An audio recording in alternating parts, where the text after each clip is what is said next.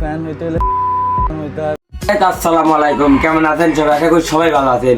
তো বিগত কিছুদিন ওমর ফায়ার আর ও ভাইয়ের খুব দণ্ড বেঁধে গেছে, তো সেই দণ্ড আজকে আমি ছুটাবো। তো লেটস স্টার্ট ইন দা। তো অপু ভাই, আপনি কি চাচ্ছেন?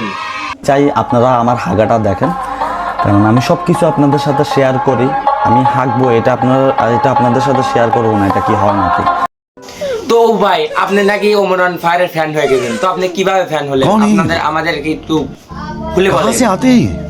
তারপরে আমি আপনাদেরকে বলবো যে আমি কিভাবে ওমরন ফায়ারের ফ্যান হয়ে গেছি। যাই হোক, এটা হলো আমার টয়লেট। হলাম ওমরন ফায়ারের একজন বড় ফ্যান। দেখেন তার ফটো আমি কোথায় লাগাইছি, যেন আমি তাকে। তো ভাই, আপনি তো অনেক কথাই বললেন, এখন আপনার অস্ট্রেলিয়ান গাইডা নিয়ে আসেন, আমরা একটু দেখি। সবাই তো দেখতে যাচ্ছে, একটু দেখি।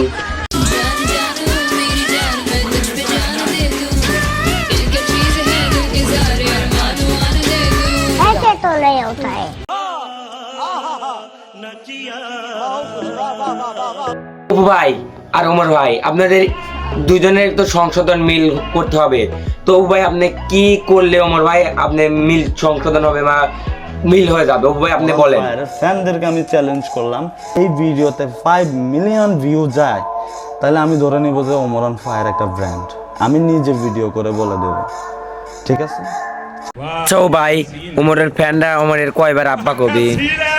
ফ্যান হইতে পারে না, ওমরের ফ্যান হইতে হলে হইতে হয় ভাই, বিশ্বাস কর।